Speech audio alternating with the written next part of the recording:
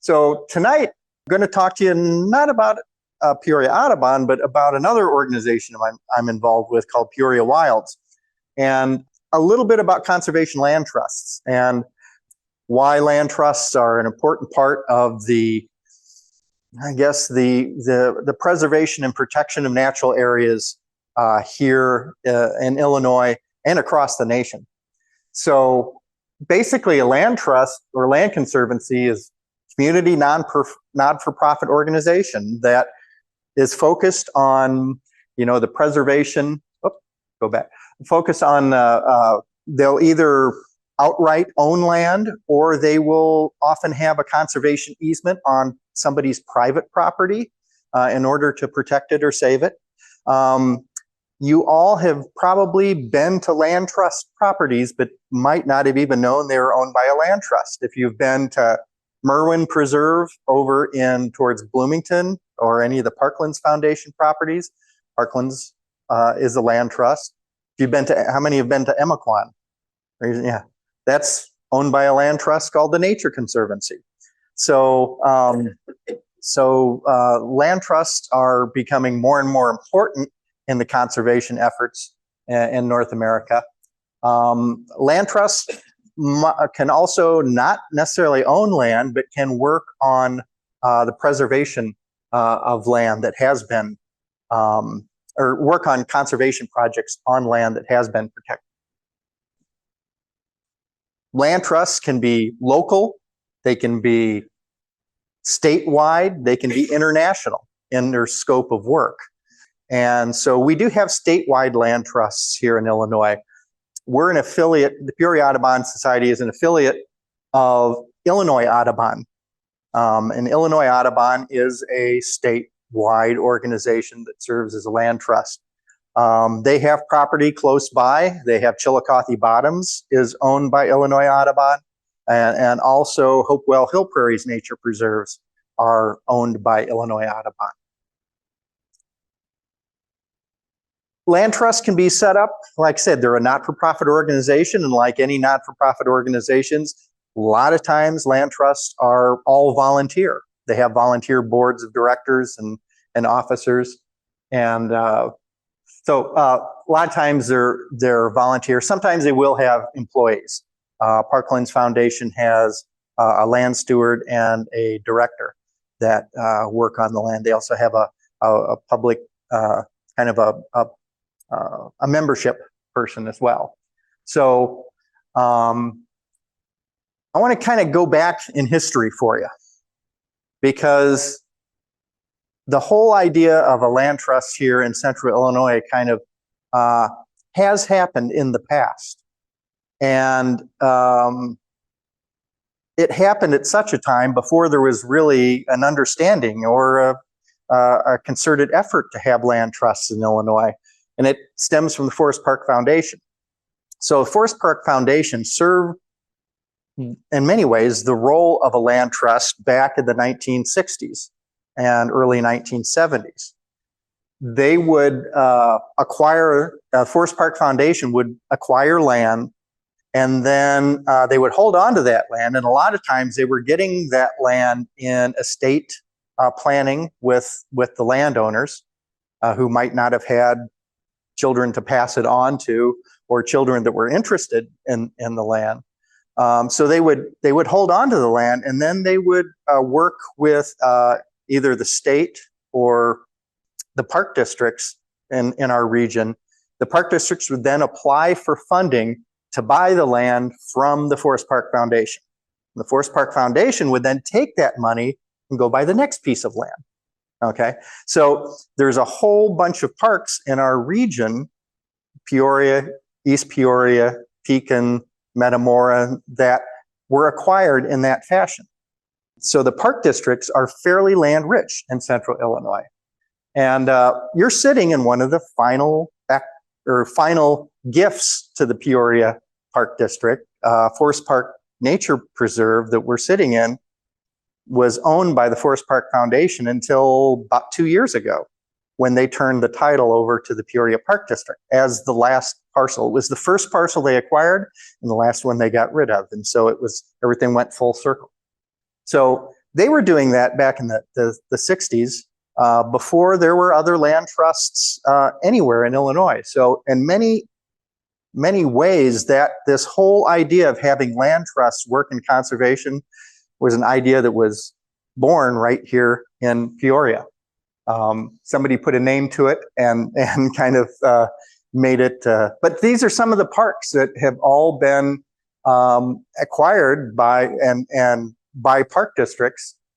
Here in Peoria area, we've got Forest Park Nature Center, Robinson Park, Summer Park, Summer Farm, Robert Rutherford Wildlife Sanctuary, Leslie Rutherford Park, Audubon Sanctuary, Singing Woods, Kinsey Parcel, and then numerous other riverfront properties are all kind of acquired through that mechanism of the land trust holding the land until the park district can afford to acquire it. Other places, Wildlife Prairie Park, Cooper Park, Bennett's Terraquoise Gardens, Spring Creek Preserve was parts of that were part of an acquisition. Parts of Black Partridge Park, other smaller parks and properties, also several state parks throughout the state had land acquired, including parts of Starved Rock, parts of Lincoln Memorial Gardens. And so some of those properties were kind of instigated by the Forest Park Foundation. That whole process of having a land trust, very active back in the day, does pose us some challenges today. In many ways, our park districts are land rich, and at the time, getting the land that's the end goal. We got the land, we saved it, we protected it. But we didn't necessarily plan for what do we do with invasive species? What do we do with erosion? What do we do with some of the bad things that can happen? So these park districts might not be the best organizations to have long-term care of this land. That's why, like Peoria Park District and several park districts have created not-for-profit foundations that can help fund land stewardship. The Peoria Park District has the Peoria Parks Foundation, which has a legacy fund, which funds stewardship of our natural areas.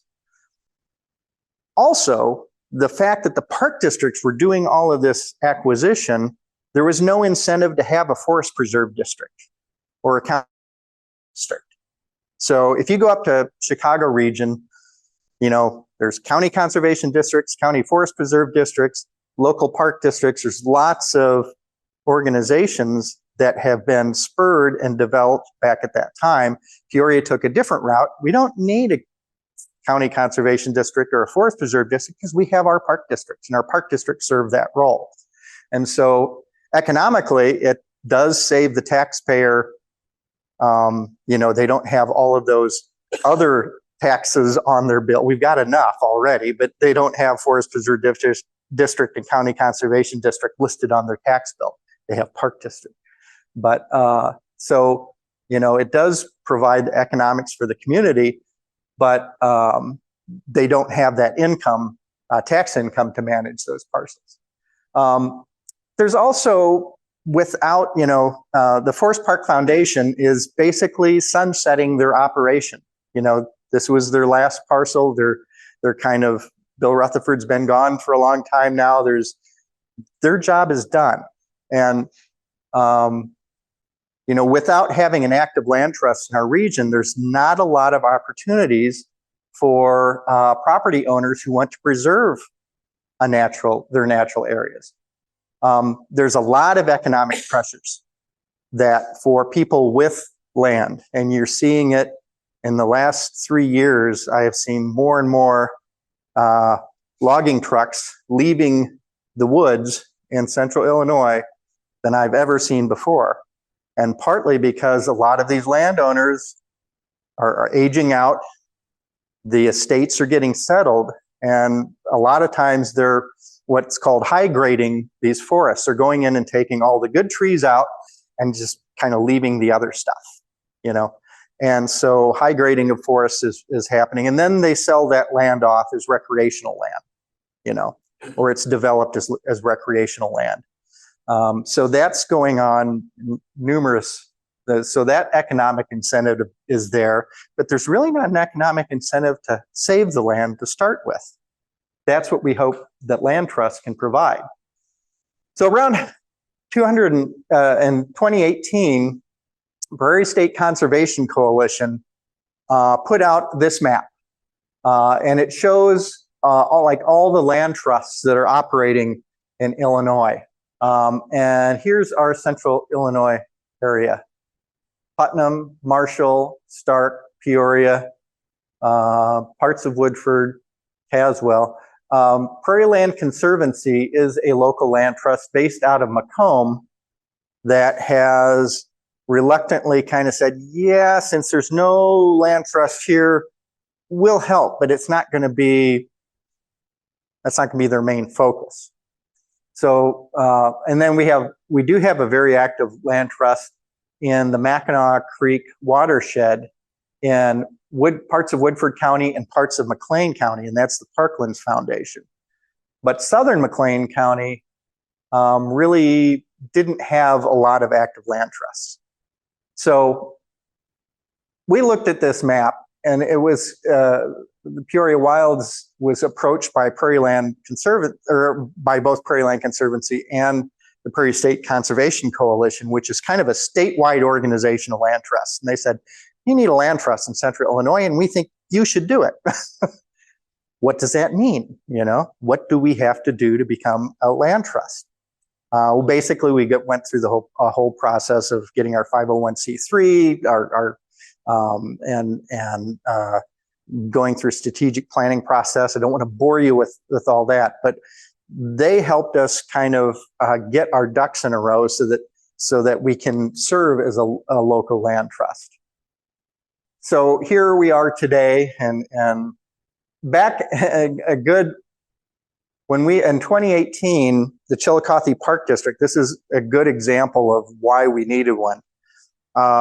Chillicothe Park District was looking to expand a Coal Hollow Park. A 40-acre parcel was for sale on the north end of Coal Hollow Park.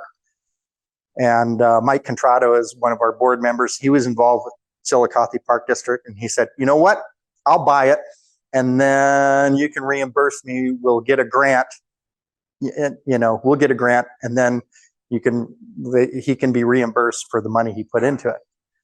And the stipulation on the grant was that it had to have a permanent conservation easement on the property. Now, a conservation easement is basically means that it's a lien that's put against the title, where the land, you're giving up the development rights on the land, and which means effectively nobody's going to develop it. It's habitat zoning, basically. And it goes with the title of the land. So even if the Chillicothe Park District decides, oh, we'll sell it, whoever's going to buy it can never develop it because there's a conservation easement on it. And what land trusts do is the land trust will hold the conservation easement, and every year they go out and monitor. And if something's wrong, they knock on the owner's door and said, hey, we noticed you're logging the site.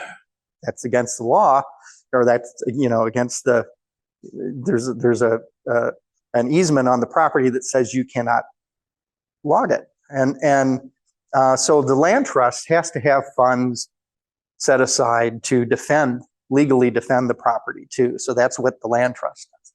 So here we were, had money to buy the land. We were having a hard time finding anybody who would take out or own the conservation or have their name on the conservation easement and monitor the easement. So Prairie Land Conservancy agreed. They said, yeah, we'll do it for you, but you guys are going to have to help with the monitoring, meaning Peoria Wilds. And so it just goes to highlight that even when everything works, that you really need those private organizations to be able to monitor and hold those conservation easements. So that was kind of the impetus that where Peoria Wilds said, yeah, we'll go ahead, we'll do what it takes to become a land trust. So in 2020, we underwent the effort of starting to get our ducks in a row to become a land trust. So, branching out. Peoria Wilds had been around since 1992. We were organized as a volunteer stewardship network, which meant that we helped provide stewardship volunteers and organized volunteer work days on natural areas that were owned by those very park districts that we were talking about before: Peoria, Chillicothe, East Fond du Lac, and Pekin. We had like site stewards that are doing conservation work in those parks. And we also, in that time, became incorporated as a not-for-profit, and we also provided grant support to do conservation work in those parks. Through Conservation 2000 programs, Peoria Wilds would write the grants to have conservation work done in our parks. And again, like I said, in 2019, we began exploring our role, and in 2020, we received a capacity building grant that actually helped our organization get everything together that it needed through a strategic planning process to kind of do what we need to do. But land trusts in Illinois have been very active. You saw the map that kind of had where all those land trusts are active. There's been, over 250,000 acres of property that has been protected by land trusts in the state of Illinois. Most of those land trusts, or most of those properties, are open to the public to access. Some protected areas are private lands that are owned by somebody else, where the land trust has a conservation easement on it, but they're not necessarily open to the public. But the land trust has access to them, and oftentimes will do special tours or things upon those conservation easements. But not only are there land trusts that deal with conservation, there are agricultural land trusts, there are urban land trusts. So the term land trust is kind of loosely any organization who is working towards the preservation or protection of a resource, be it an agricultural resource, a conservation resource. It might be a historical resource in a city or a town or a community, or a historical, building or structure, or an archaeological feature. So land trusts are kind of, focused on what their mission says. So it is a growing and important part of the conservation landscape. In Illinois, there's several different tools that land trusts and other people have to be tools for protection.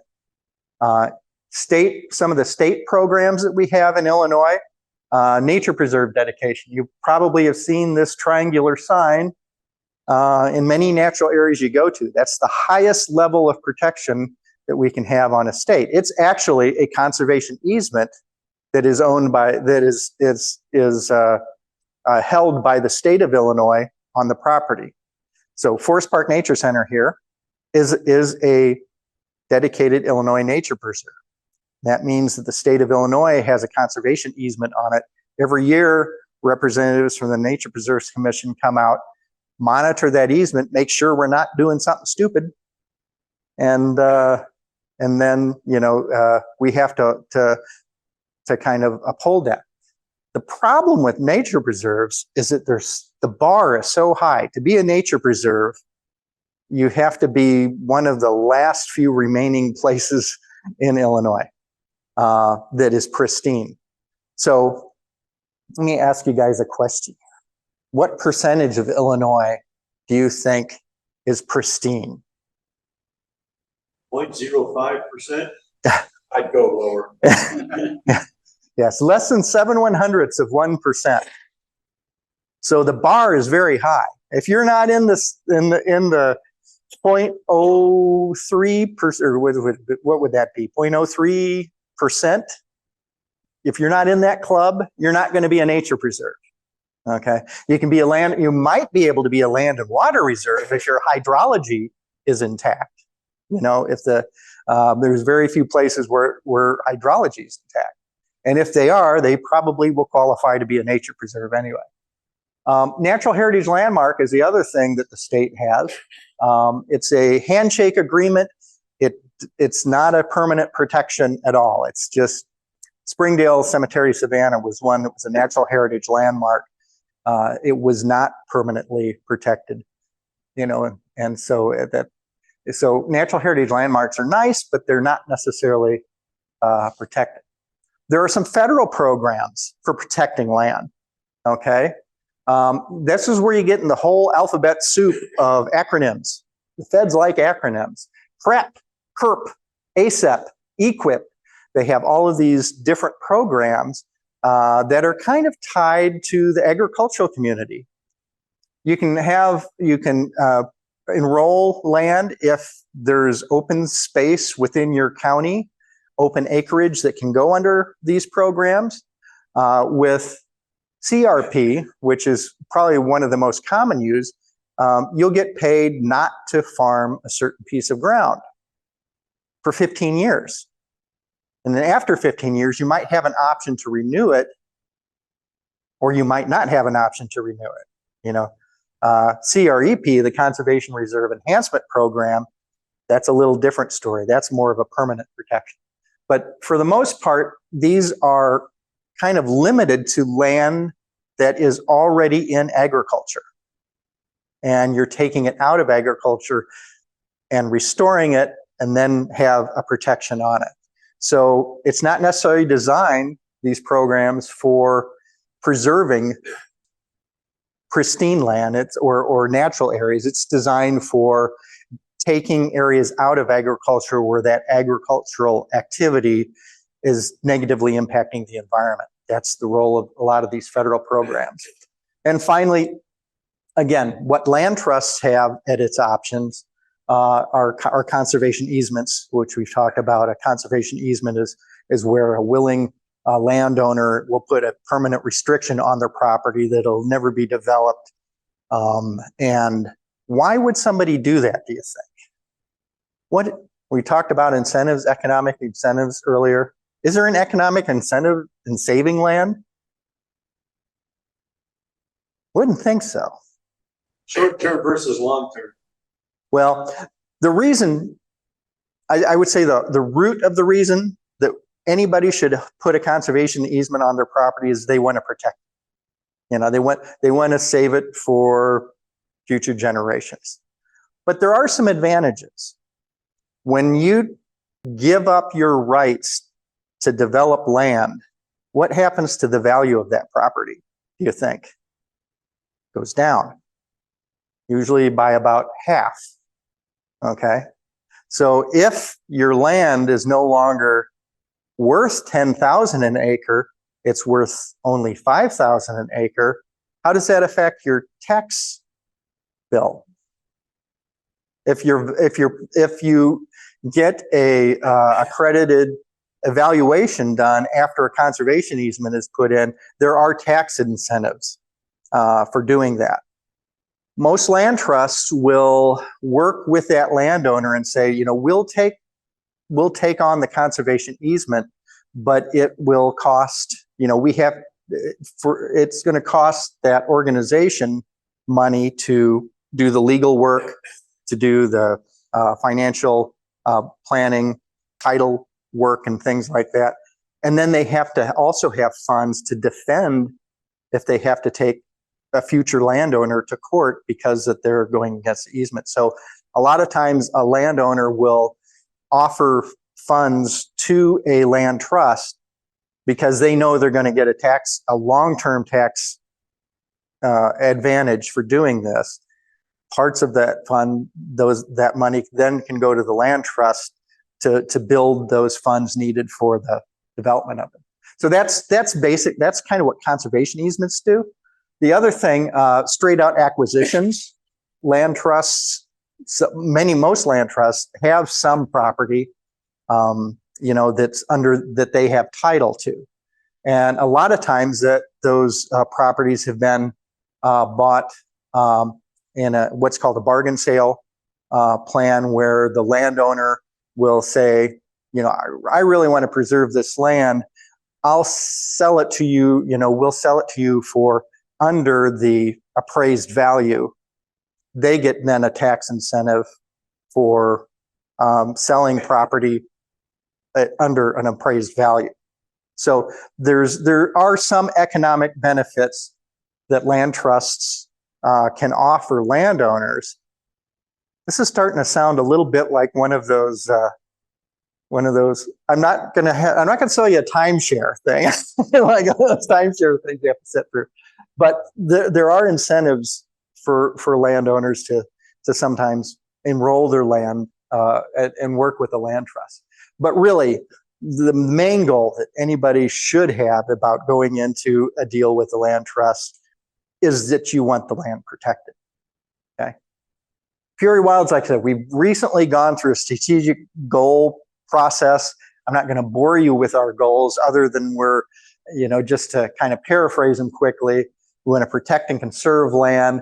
We want to broaden our commitment to the landscape, not only by doing stewardship that we've done, but also being a mechanism that can get more land under protection. We want to expand our awareness, the awareness and enthusiasm of our community for lands and land trusts. That's kind of why I'm here tonight. We want to strengthen our organization, the human resources of our organization to reach the capacity. And we want to ensure our financial stability as an organization. Peoria Wilds has decided to focus on about 7 counties in our region here. Peoria, Tazewell, Woodford, parts of McLean, parts of Woodford, parts of McLean, Marshall, Stark, and Putnam counties. Those are counties in our region that are underserved by land trust.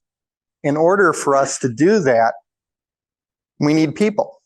That was one of the things that really our capacity building exercise really showed. We need people that aren't just like bird watchers but nobody is a profession that all they do is a professional bird watcher. Most people have another career track, and bird watching is our hobby. So if you are a person that has social media skills or financial or accounting skills or legal skills or real estate skills, that's your day job, and those types of skills are needed by volunteer organizations, whether it's Peoria Wilds or any other land trust. And there's over 40 land trusts in Illinois.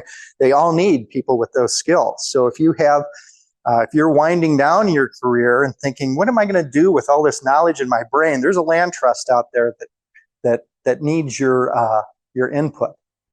So end up with some kind of strategic conservation planning process that we went through in Peoria Wilds, because we looked at these counties in depth. We brought people in from a lot of these counties to say, what do you know about Stark County? What do you know about Putnam County?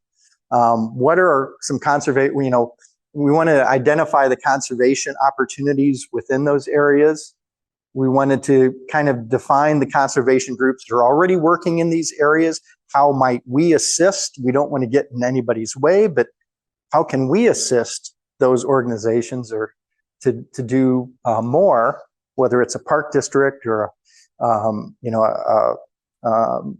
municipality or other private organizations that are working.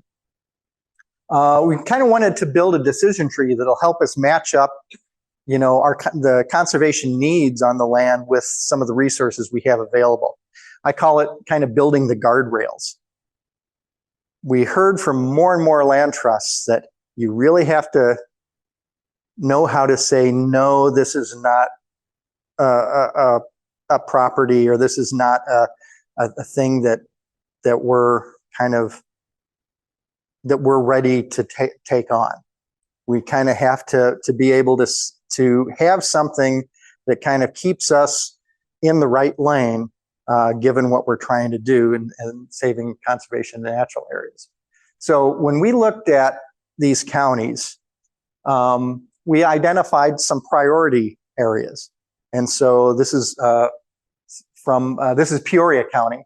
The Illinois River Bluffs, up here in this part, there's a red circle right there that kind of show the river bluffs to river shore connection. We got Chillicothe Bottoms all the way down on the river shore. Chillicothe Park District has Coal Hollow. We have Peoria Park District parcels all up along that bluff.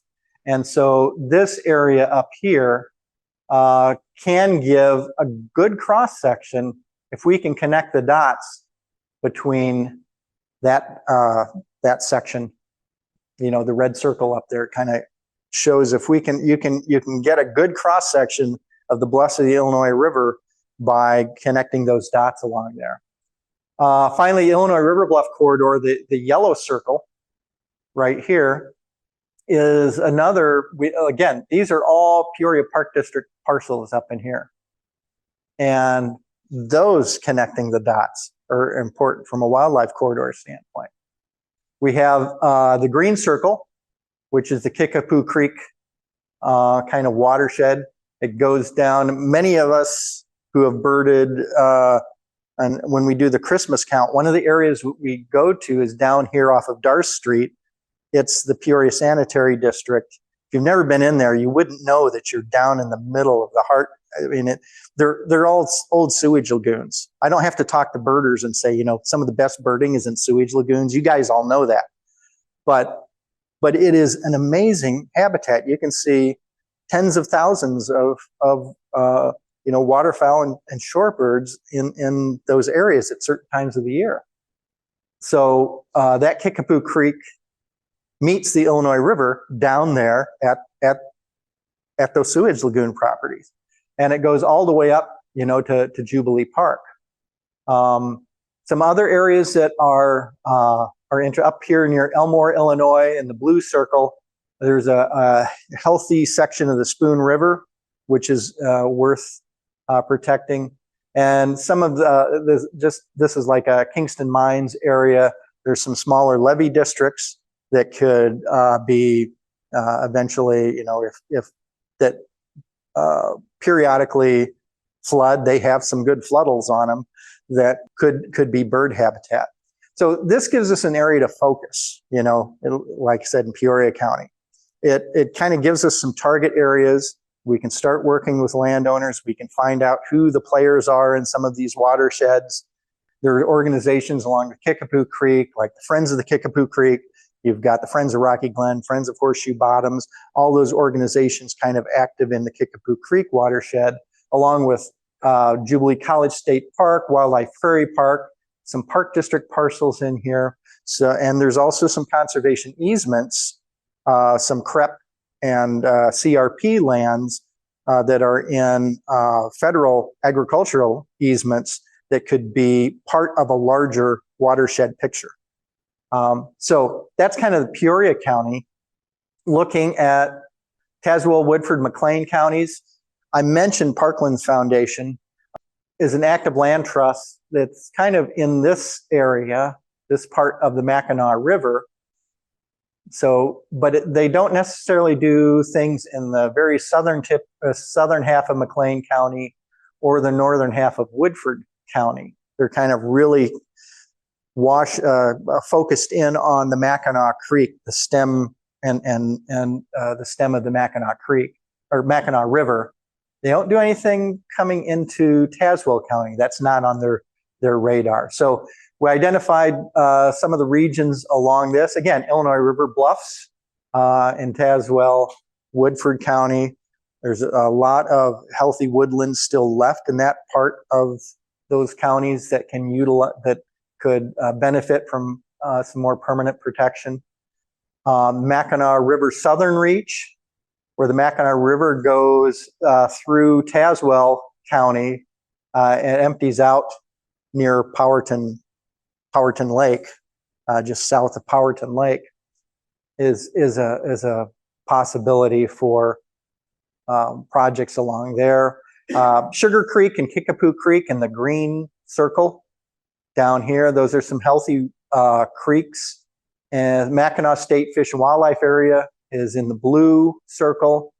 And then Illinois Wesleyan University Woodlands, north of Hopedale, there's some areas there in Tazewell County that are also potential focus areas.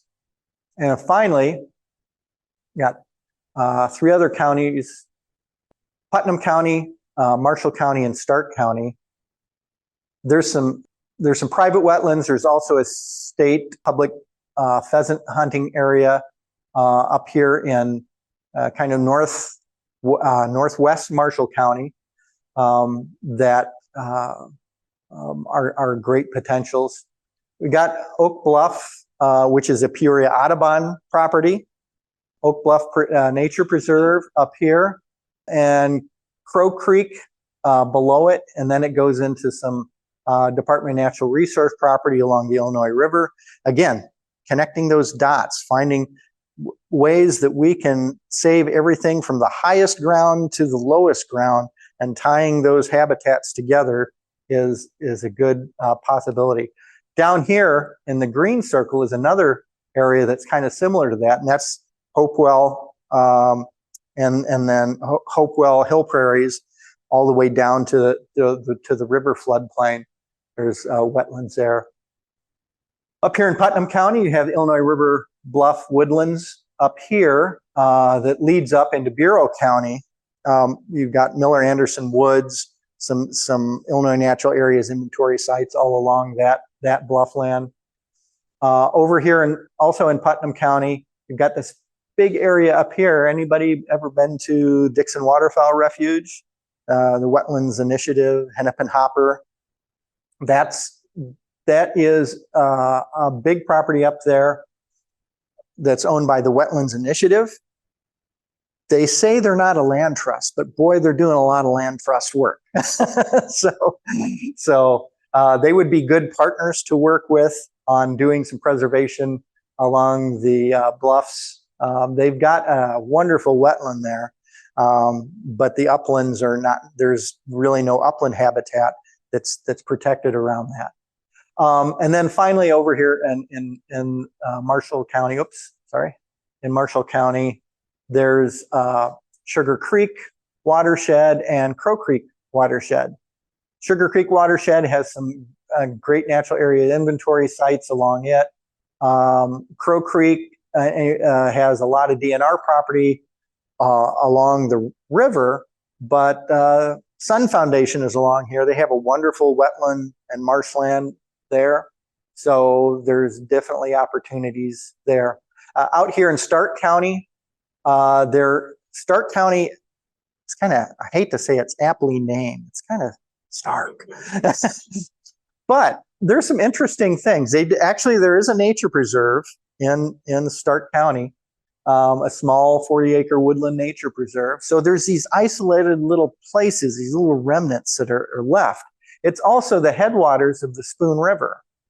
And so we talked about floodals. Stark County is one of those counties, being at the top of several watersheds. It's kind of high ground, and everything flows away from Stark County, either to the north to the Bureau Creek, or to the south to Spoon, or Fox Run. There's all these different creeks that kind of are the headwaters. But there's a lot of potential for some wetland floodal type restoration in Stark County, also Marshall up in here too. So that part of Illinois is kind of unique in that you're at the top of a moraine, and that's where those ephemeral wetlands used to be, and until they've been, currently they've been drained for agriculture. So there's a lot of potential there. That, in a nutshell, is what Peoria Wilds has been up to. This is our kind of focus moving into the future.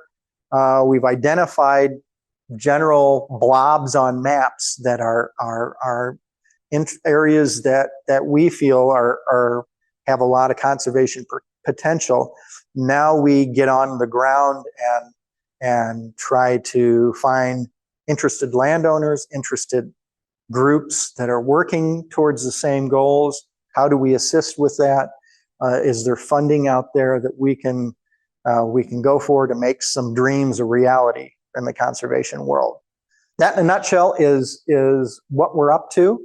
I do have information if you're interested in finding out more about what a land trust is. It's just the Land Trust Alliance has good publications. This is just a quick fact sheet. What is a land trust? What do they do?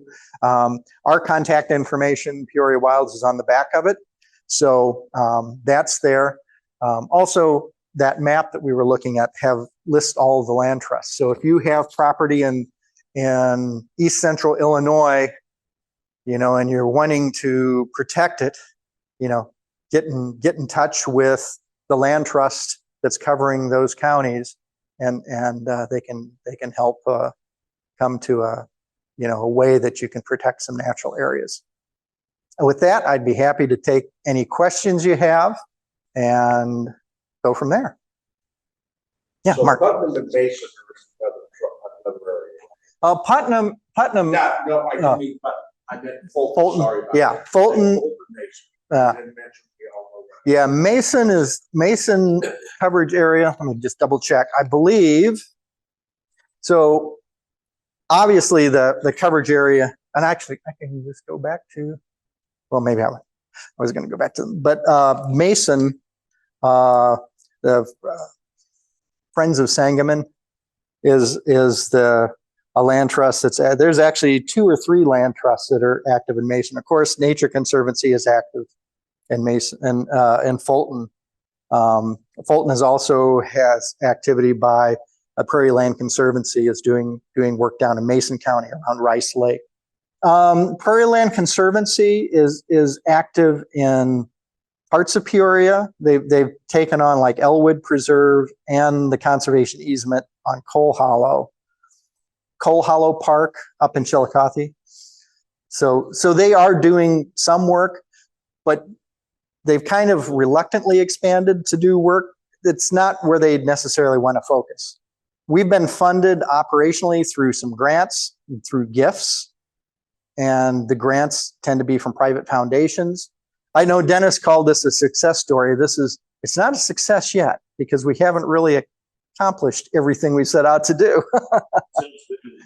Yeah, normally what land trusts will do is if they know that a property is going to be sold, they will be notified for start because they're on the title of the property as well. And so that land trust would have to meet with the new owners and say, you do realize there is a conservation easement on it. They will have, any new buyer is going to get those restrictions are going to come in the title. They're going to see what they can and cannot do on the property before they close on it, obviously. But they would, most of the time, land trusts will meet with new property owners and say, this is so you know what potentially you're getting into. This is what the restrictions are.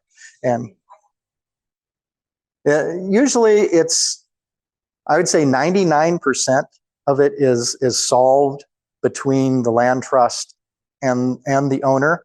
It's very seldom that they do have to go to court, but that is an option, to take the owner to court if they're in violation of the deed restrictions. Any other questions? Great. I appreciate your time. And I know I was speaking heavily about kind of what we're up to. No matter where you live, there's in Illinois, there's probably going to be a land trust active in your region. And so definitely, look up land trusts. Land Trust Alliance is a kind of the national organization that kind of writes best practices for land trust organizations in North America. Most of us, all land trusts usually sign on to be to the Land Trust Alliance or members of Land Trust Alliance or are accredited through the Land Trust Alliance. And so that's a good place to find out more information about land trusts is through LTA.org, or Prairie State Conservation Coalition is the statewide kind of organization for land trusts.